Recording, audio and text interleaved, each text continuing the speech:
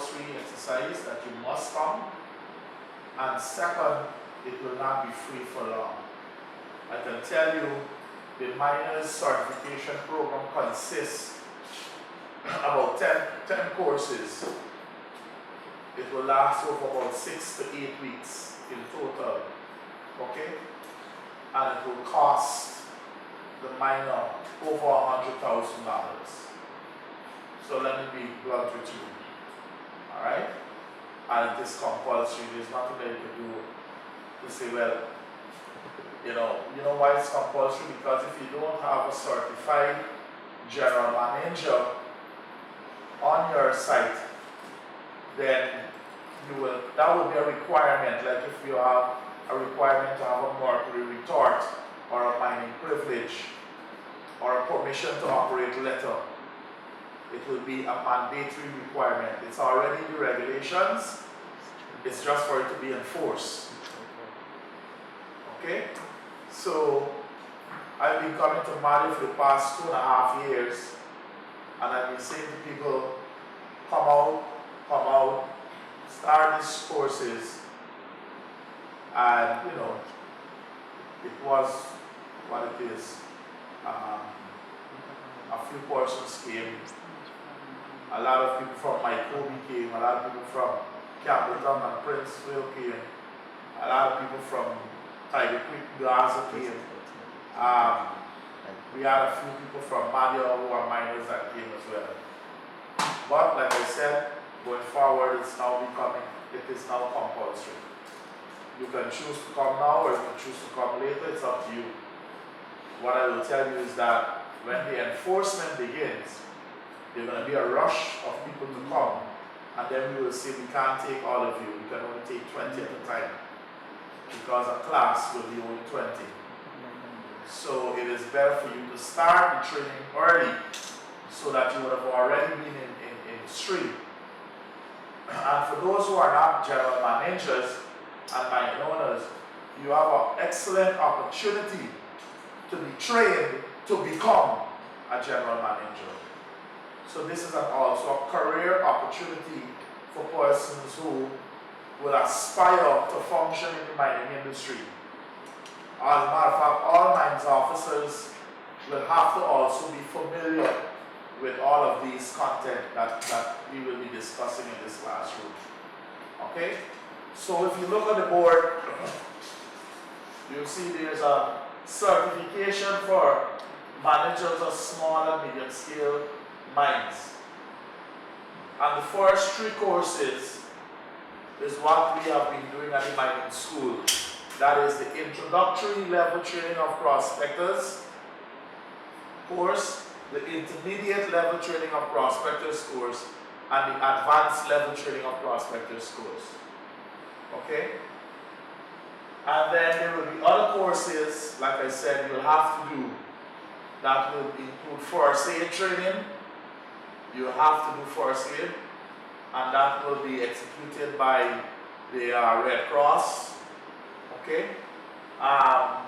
You'll have to do a course on environmental regulations, a course on mining regulations, a course on occupational health and safety regulations, and a course on mine pit stability, particularly recognizing when a pit might fail and when a mining phase will collapse. Being able to know how to maintain your bench height and your bench width ratios, and what are the safe distances you have to stand from the mining pit face when mining. Okay? So we have a program of studies. It will comprise about 10 courses. What we have here is just 7 of those courses on the board. Introductory, Intermediate, and Advanced Prospecting. 4 on the right hand side, environmental regulations, mining regulations, occupational health and safety regulation, mine pit stability. Then you'll have forest aid, tailings management, and mine reclamation. And these are the courses along with mercury-free gold recovery systems. We had a demonstration about 2 days ago in Whitehall, where we demonstrated how you can extract gold from the black sands without use of mercury. And we use our equipment. As a matter of fact, not only did we demonstrate how you can extract gold from black sand without use of mercury, but we also demonstrate how you can extract your black sand with gold from tailings. So a lot of gold is in the tailings sometimes, depending on your sluice box design and depending on how rich the area was in terms of gold content. That even if you go back, and that is a common practice right now, people are working back tailings. It's not so. And the reason why people are working back tailings is because there's gold in the tailings. It's not so. And we have demonstrated using an equipment called the gold catcher how to extract more gold out of the tailings material. Okay? So these will be the courses that you will do over an 8-week period, and we will not do all 8 at one time. For this month, we'll be doing 3 courses. And starting today, we will be doing the introductory level course, and that will go on to Monday. And then on Tuesday, we will start the intermediate level course. Okay? And then on the 21st of this month, going on to the 25th, and we will have the advanced level course. Okay? Now, what is it that we'll be doing in these courses? Let me give you an overview of the training program. Like I said, the end result is to give you a certification so that you can be certified as a competent person to be the general manager of a small to medium scale mining operation. That's the overall goal of this training. To give you training, empowerment, and ultimately a certification that identifies you as a competent person to manage the operations, to be in charge of, to give instruction to workers and administer the processes involved in a small and medium scale mining operation. Okay? Now, like I've indicated to you, there will be several courses. Of those courses, 3 will be based on prospecting. And it comprises the Prospectors training program. Now, at the introductory level, you are going to be exposed to reading of maps. Maps are essential to you in your work. Maps. Particularly maps that show the locations of old pork knuckle workings, the location of samples that were taken by the GGMC, that shows the location of the positions or the points of a block. Okay? A map shows several things. It can show you the blocks. It can show you the contours or the topography. It can show you the location of rivers and creeks within the area, roads. It can also show you gold values that were obtained when a prospecting program was done within a particular area. And we have maps of this area, of the Quanrook Madia area that we will be working with. Now, what is it that we will be doing on maps? We'll be learning how to read from the map the coordinates, okay? So that you can be able to enter those coordinates into a GPS, okay? That's the first competency skill that we will try to develop. All right? We will work on that at this introductory level so that you will be able to read coordinates from maps and be able to have understanding. Open the door for me, please. And you'll be able to have an understanding of how to use those coordinates and put it into a GPS. All right? Yeah. Sit on this side. So that's the first thing we're going to be focusing. Reading coordinates off of a map so that you can use it to put into a GPS.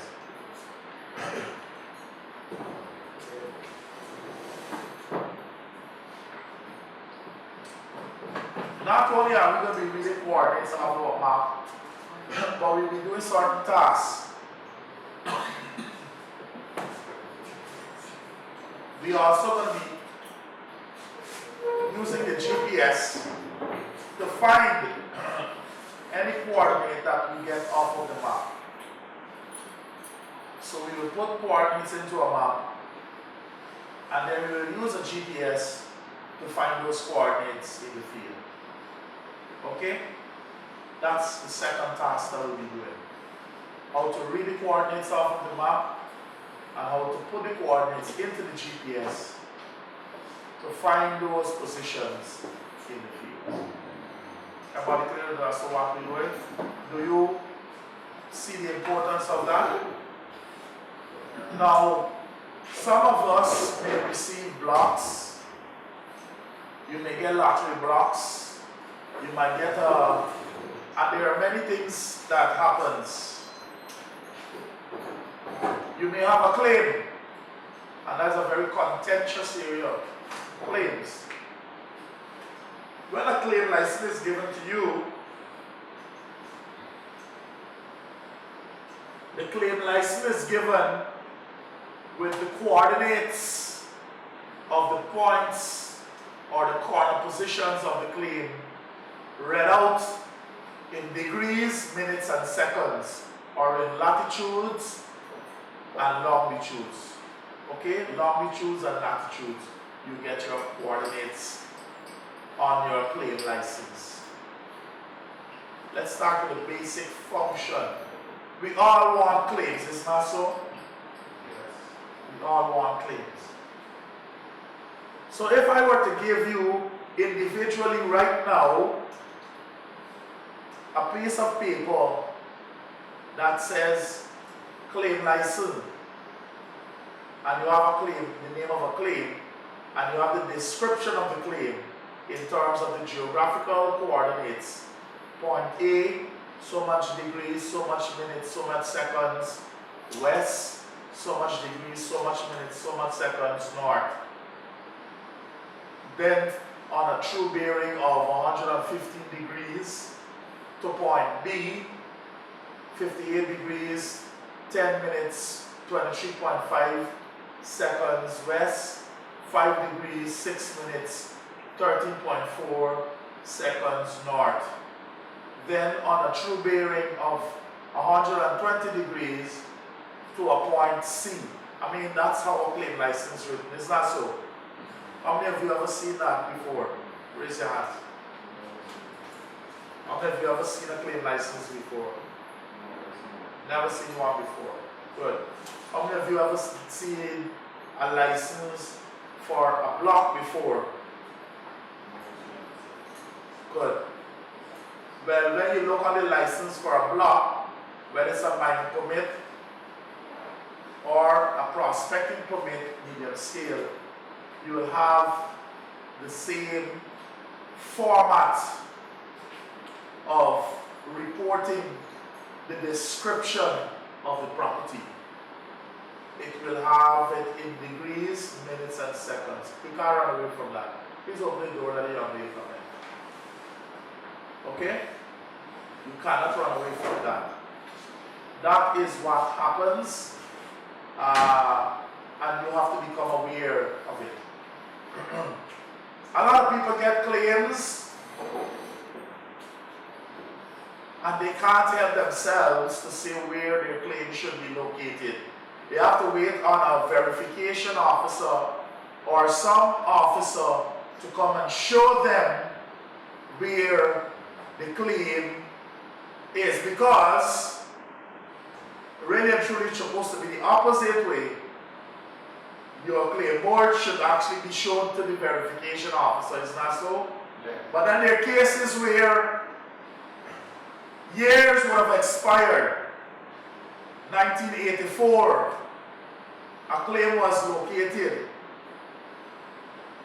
And you may have 2, 3, 4 claims located within the same area, within the same year. They might just be days apart. Okay? And they might be verified sometime in the 1990s. And they were all given claim license. But because of the length of time and the neglect, you might find that a claim board might have been knocked off, or it might fall off, and you may not have been paying attention to the claim. You hear what I'm saying? You may not have been doing what? Paying attention to the claim. Meaning you are not actively working the land for the past 20 to 30 years.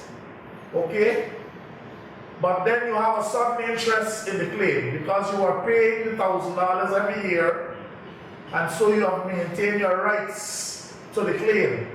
And you have a license to the claim. And the license has the coordinates of the points of the claim. So what you have is a situation whereby you may have a board or 2 fall off that you can't remember exactly where it was.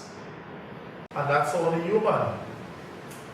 But your license have the coordinates that can give you a guidance as to where the claim boards should have been. Isn't that so? The coordinates of each claim board would have been stated on the claim. It's not an ideal situation. It is your responsibility to always maintain the claim boards of your claim. But then in cases where that is not the case, you know, it's always ideal that a car drives from point A to point B without having a flat tire. But then in cases when you do have a flat tire, what do? See my point? So there are cases when you will have a flat tire. There are cases when a claim board will be missing due to some reason beyond the control, your control, and it doesn't say that you're not the owner of the claim. It just says that a claim board is missing from the claim. And therefore, what else do you have to substantiate that that point where the claim board was is actually part of the claim, is the claim license, which gives the coordinates of all the points. Now, let's talk at that basic level. If you don't know to use a GPS, and if you don't understand degrees, minutes, seconds, latitudes, longitudes, and those kind of concepts, then you have to wait on people. And you have to wait on people to pay them. So it's 2 things you have to do. You have to wait on people, and then you have to wait on them to pay them for their services. And then you have to wait on people to pay them for their services at the price that they decide you must pay them. It's not the reality. Hence, this training program seeks to empower you so that you must have to be in that position. Okay? You must be in a position where you have a knowledge and a functional knowledge of how to read coordinates using the UTM and the latitude and longitude system, and to transition those coordinates into the GPS so you could use the GPS to find any location. That's the purpose of the introductory course. The second skill, or the third skill, because the first was reading coordinates, the second was using the GPS, and the third skill is land application. Many people don't know how to apply for land. They want land, they would like to have land, but they don't know the procedure to follow to apply for a piece of land for themselves. So we will teach you how to do that. There are several categories of land that the GGMC gives. The first is claim. Okay? And that's 800 feet by how much? 1500. Okay? The second is prospecting permits, medium scale, or PPMS. That's 150 acres to how much? 1,200 acres. Okay? Then there is mining permits. There's a difference between prospecting permits, medium scale, and mining permits. Prospecting permits, medium scale, is what we call blocks. Okay? Mining permits is what we call blocks as well. Okay? So they refer to the same thing. But the difference is the prospecting permit medium scale, or the PPMS, you're not supposed to mine that plot of land. Okay? You're actually supposed to identify using prospecting techniques where you want to mine, or where you want to develop a mine, where you want to bore your pits, and where essentially the ore is located. And then when you identify the area, let's open the door so they can come in. When you identify the area, you then apply for that smaller area that you identify as having gold in a sufficient quantity to make a profit for you. You then apply it for that smaller piece of area as a mining permit. Okay? And that is how you have to go ahead to apply for these things. So you have to have an understanding. Now, many people, I know the Guyana Gold and Diamond Miners Association would have lobbied and fought for the easing or the non-enforcement of the law that says whatever gold you get on a prospecting permit should be given to the state, all of it.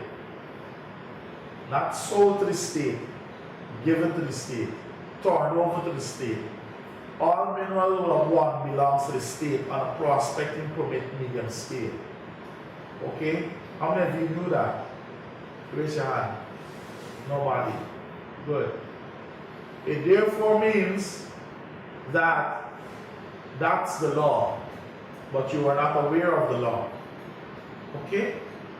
However, that law is not and has not been enforced for a number of years, and to some degree of understanding why, the hardship or the financial strain that the miner might be going through.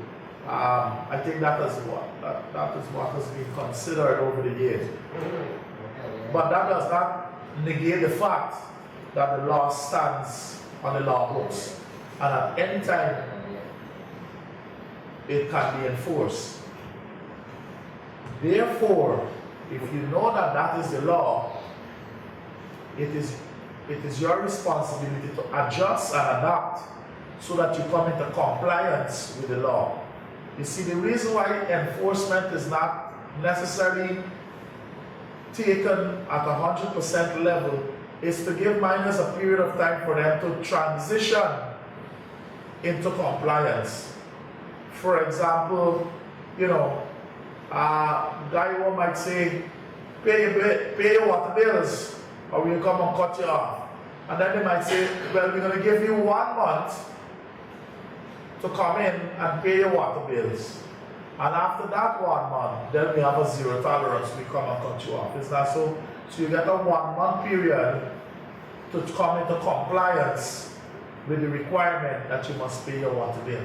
Similarly, there has been a pretty long grace period by which miners were required to come into compliance with the law that says prospecting permit medium scale, you are to prospect. Okay, that's the purpose. That's why you're giving the license to prospect. The permit, you're giving the permit to prospect. Excuse me.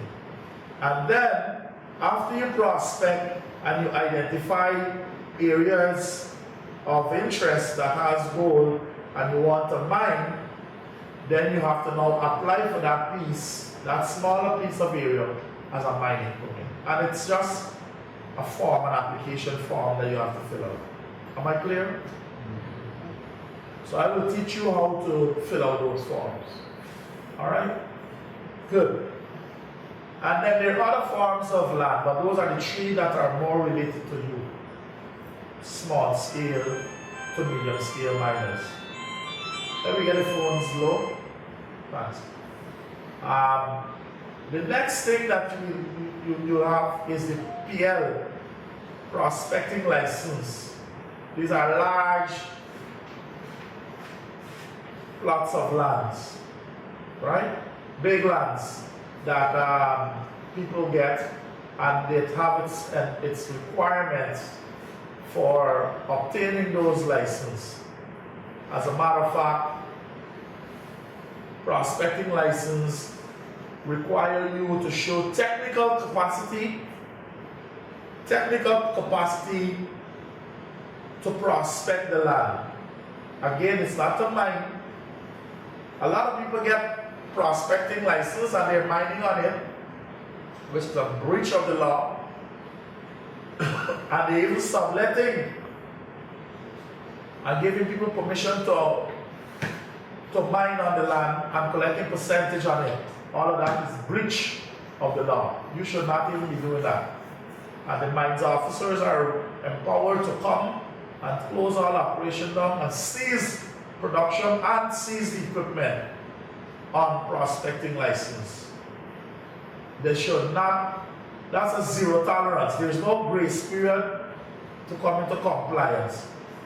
Anytime you are engaged in working on a prospecting license, your equipment will be seized, your production will be seized, and you will be charged.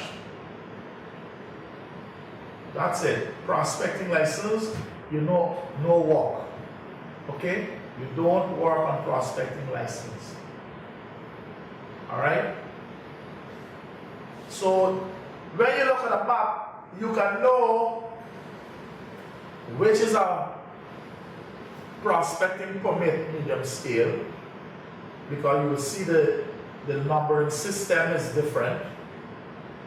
You will know which is a mining permit, because you will see the numbering system for mining permit, and you will know which is a prospecting license. All 3 of these lands have a unique way of identifying them on a map. Besides the size, they are identified by the numbering system. Mining permit usually have the letters MP in the name of the block. Okay? So anytime you see a block name and it has MP, it means that those blocks, they could mine and sell the gold to the gold board. You understand what I'm saying? When you don't see MP, but you see the letter for the name of the person, isn't that so? That's how let's name these blocks, right? So if you got Charles Burroughs, I think they named it after their surname, is that so? So you might see B104, meaning to Burroughs, B is on Burroughs, 104, 000. So once you see those letters representing names of persons, those are prospecting permits, medium scale. When you see MP 104, it then tells you it's not prospecting, but now mining permit. Okay? Then there's another type where you just see one letter, fair enough, but the land size is large. You can see the difference. It's not a block, it's a big, like 4 blocks, 3 blocks together. Those are PLs. And on the map, it shows you all the PLs together, and they have prospecting license, and it has all the prospecting permits, medium scale, and mining permits together. So that's an introduction as to what we will be doing in the introductory level. Any questions so far? Good. Then on Tuesday, we'll start the intermediate level. What is it that we're going to be doing? Well, I'll tell you what we're going to be doing. First of all, there will be 3 batches of students from Tuesday. You're going to have a batch that goes from 8:30 to 12:30. That's 4 hours. Then you'll have another batch that goes from 1 o'clock to 5 o'clock. And then you'll have another batch that goes from 5:30 to 9:30, which is your batch. Okay? You will be the evening batch. Now, the other 2 batches will be persons from minors who have been doing this training in Georgetown, and they will be coming up to Malia on Monday with buses. There are going to be about over 40 persons coming up. Okay? And we will divide those persons into 2 batches of 20 approximately.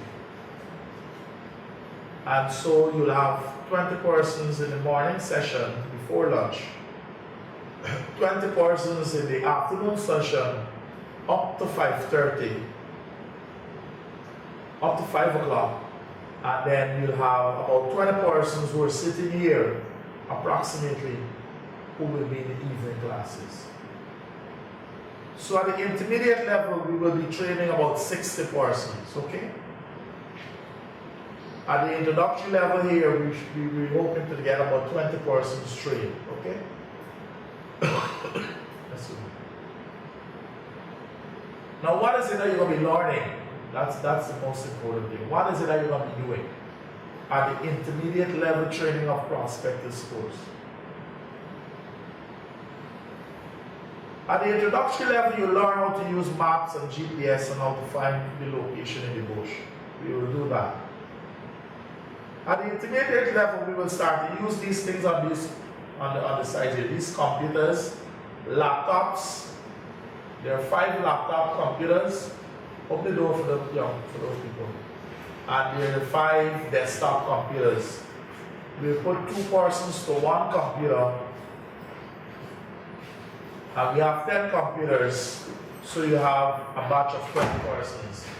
That's obviously. And we will train you how to use these systems, these computers. Not as how to use a computer, but how to use A particular feature or software in the computer is called QGIS. QGIS. Now, what is QGIS and why are we wanting to train you how to use QGIS?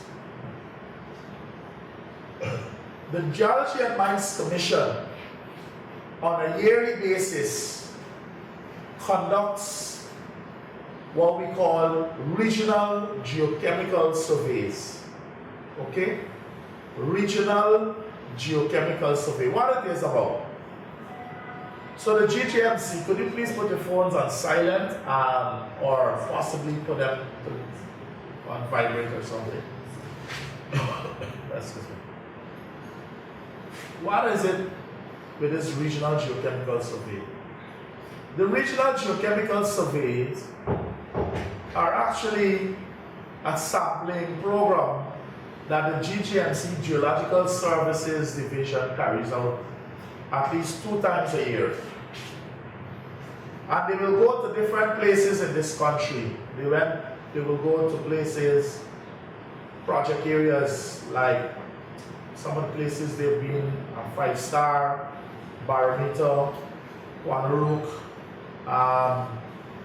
We did some work in Madhya, Marudi, Kaburi Gap,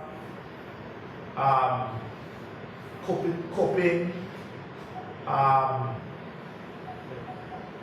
There are about 36 different areas that we went so far over the past 15 to 20 years. Okay?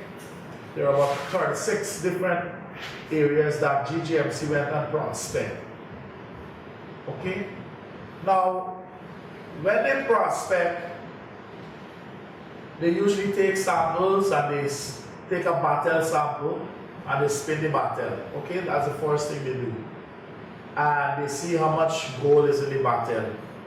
And they will describe them as coarse grain, medium grain, and fine grain. Okay? And they will say how many grains are coarse in the battle, how many grains are medium, and how many grains are fine. So every sample location in the creek that we prospect, you'll have a battle sample. Along that creek you may have 1 or 2 battle samples. And therefore, we're gonna have a lot of battle results that you can access. Okay? The second thing that we'll have is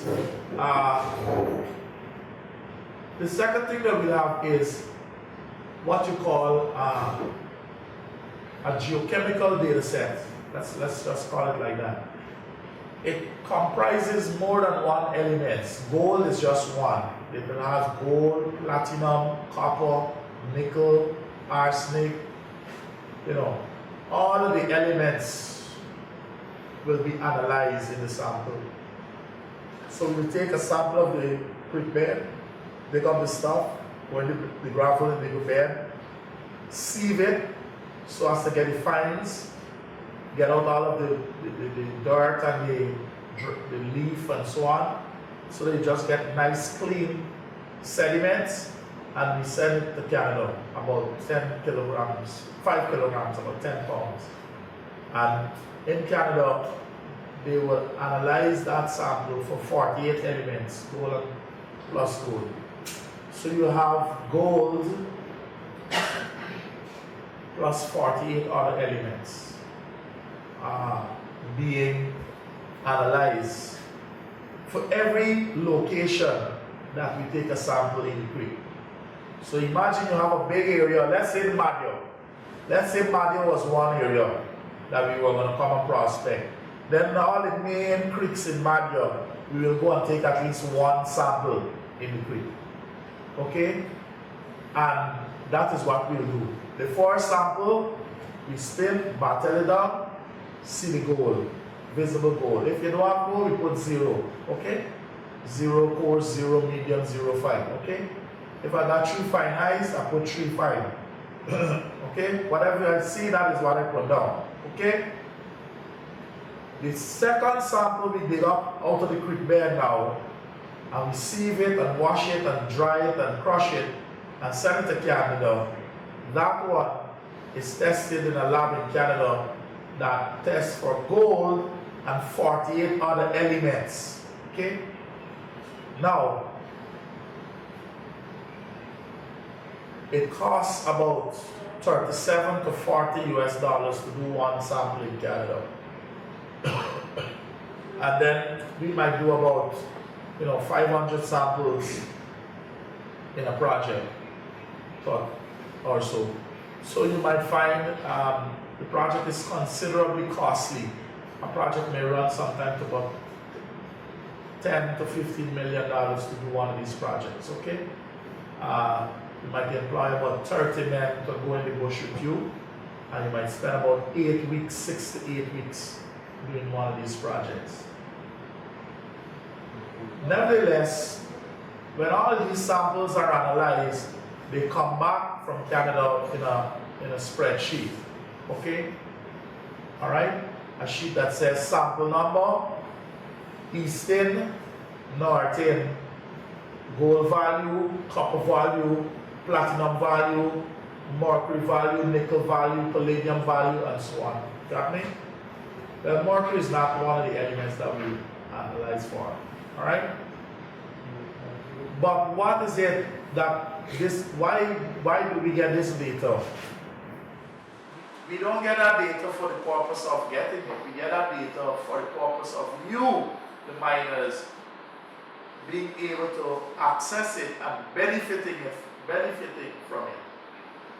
And that is where there has been a disconnect between you, the miners, and that facility of the Guyana Geology and Mines Commission. How many of you knew that that facility existed? Raise your hands. How many of you here are miners and own judge? Raise your hand. Now, out of 1, 2, 3, 4, 5, 6, 7, 8, 9, 10 miners, nobody didn't know that this facility existed for the past 15 years. I've been working at the GGMC since 2005. And before I start working there, this thing has been going on. GGMC have been doing these projects, and the results are available for miners. Each project area, the GGMC will summarize the data and burn it onto a CD, okay? And when you go into them, you can buy the CD. You understand what I'm saying to you?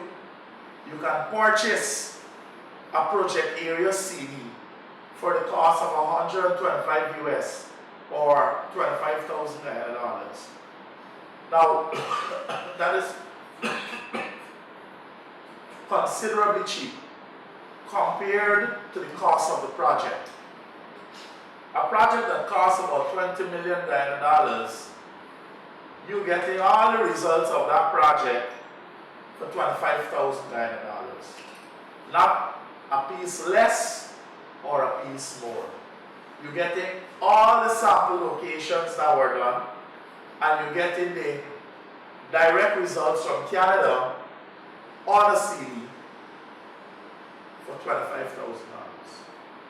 Not $25 million, not $1 million, not $2 million or $3.5 million or any negotiated amount. 25,000 Guyana dollars. You understand? How do you get this? You go to the Guyana Geology and Mines Commission and break down. Okay? And there are two divisions that are responsible for this information. First is the Geological Service Division. You speak to the manager of the Geological Service Division. And when I say speak, you don't go in and beg for nothing. You go in and purchase something. So you don't have, You don't have to feel that you're going to beg a favor. You go in and request a service. Am I clear? So you go in and request a service, and that service is, I would like to purchase the project CD for 5-star, or I would like to purchase the project CD for barometer, or whatever project that they would have completed, and they would have completed the report. Okay? And the manager will guide you accordingly. I have, and I will put on the projector screen as we go along, and I'll make provisions to have copies of these maps left at the mine station. A map of Guyana that shows you all the project areas that were prospected by the GJLC. And also the names of the project areas, so you can request them based on their name, the project name. And you will know whether, when you look at this project area, you will know whether your properties, your claim, your blocks, or whatever falls within that project area or close to that project area. So you will determine whether it makes sense to purchase this CD for that area. Why do you want to purchase this CD? Now we're coming back to this tool, this CD, and the intermediate level training program. This intermediate level, the primary focus is teaching you how to use this CD and be able to see the sample points and to see the goal values or any other element you want, and to see the hot spots. Because we might have 500 points, but not all might have gold, and not all might have the same gold content or range of gold content. So you might some might have high gold values, some might have low gold values. So you might just say, look, I just want to see the high gold values alone. So I'm going to teach you how to filter the data and just show the high gold values alone on the computer. So how to search the hot spots in the data. Am I clear? So that is what I will be teaching you there at the intermediate level. It will take a couple of days to get to learn the software, but you stick at it. This is going to make you a competent miner, a miner who's ready